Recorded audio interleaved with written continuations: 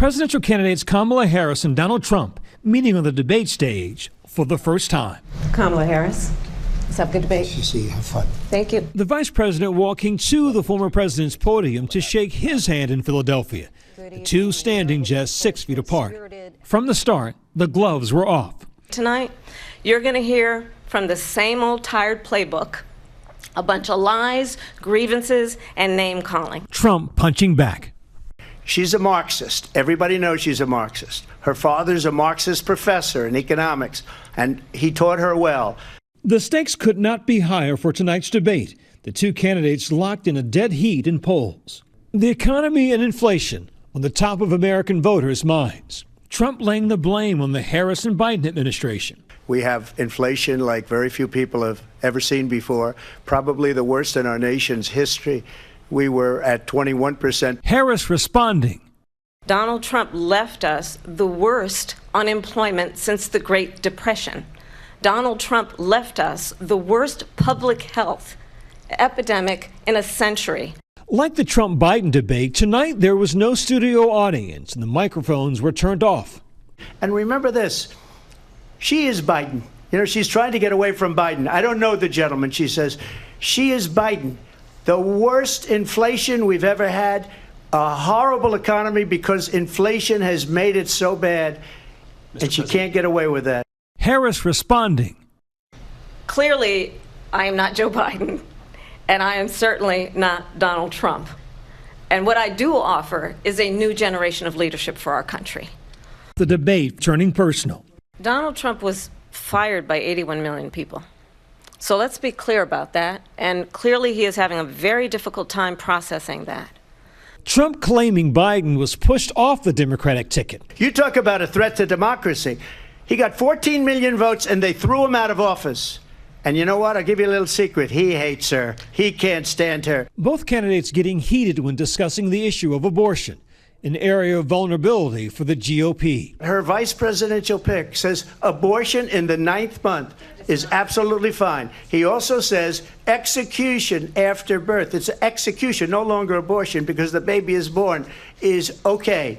And that's not okay with me, hence the vote. ABC News fact-checking the former president. There is no state in this country where it is legal to kill a baby after it's born. Harris, after reminding Americans of Trump's role in selecting members of the Supreme Court who overturned Roe v. Wade, went on the attack. I absolutely support reinstating the protections of Roe v. Wade.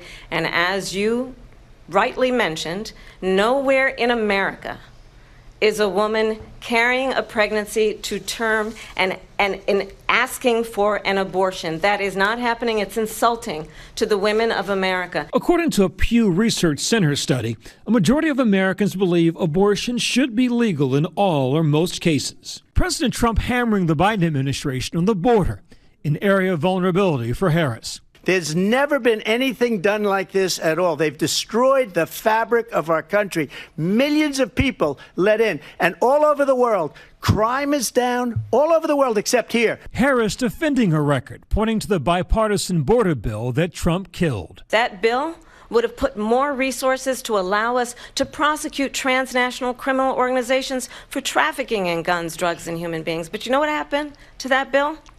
Donald Trump got on the phone, called up some folks in Congress and said, kill the bill. And you know why? Because he'd prefer to run on a problem instead of fixing a problem. At one point, Trump repeating debunked claims about immigrants in Springfield, Ohio. In Springfield, they're eating the dogs, the people that came in. They're eating the cats. They're eating the pets of the people that live there. I just want to clarify here. You bring up Springfield, Ohio, and ABC News did reach out to the city manager there. He told us there have been no credible reports of specific claims of pets being harmed, injured, or abused by individuals within the immigrant community. Both candidates going after one another. Harris needling Trump about his rallies. You will see during the course of his rallies, he talks about fictional characters like Hannibal Lecter. He will talk about windmills cause cancer. And what you will also notice is that people start leaving his rallies early out of exhaustion and boredom. People don't go to her rallies. There's no reason to go. And the people that do go, she's bussing them in and paying them to be there.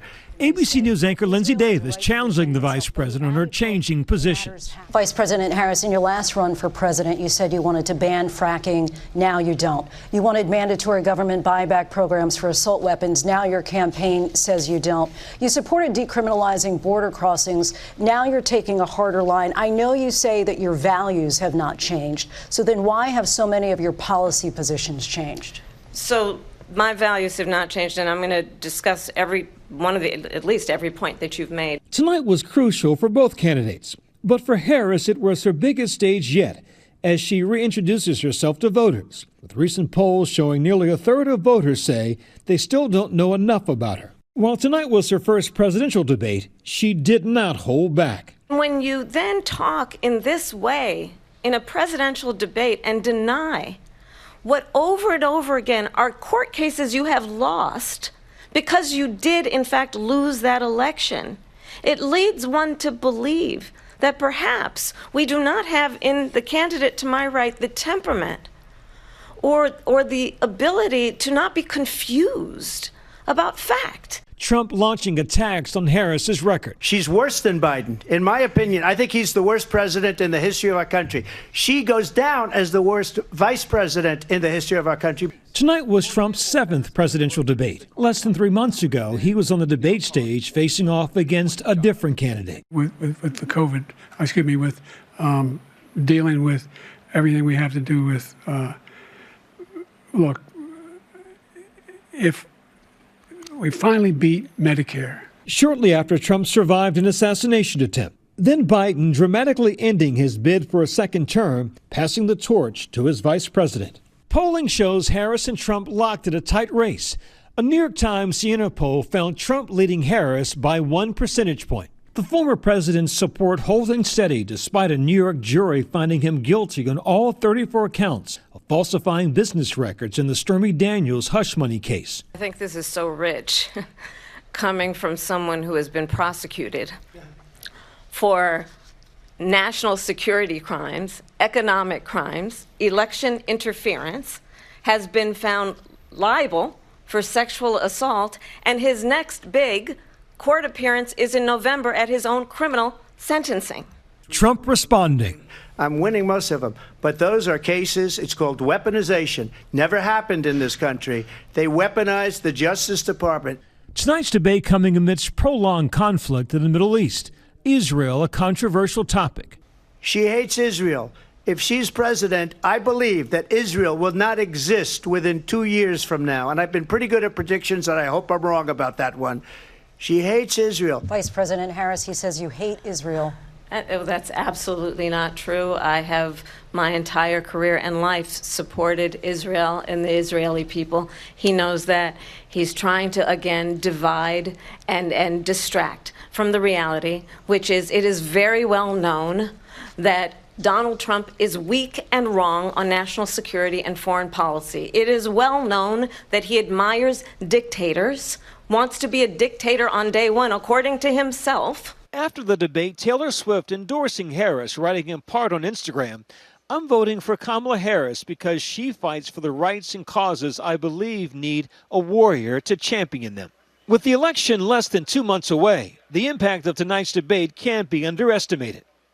What matters is what the voters think. But in the end, right now, he is tied with Kamala Harris. Does this change anything? You have to be very careful, and it's very important to see what the voters think. When we come back, our Powerhouse Roundtable drills down on the action of the evening and tells us what it all means as we move through this contentious and consequential presidential election.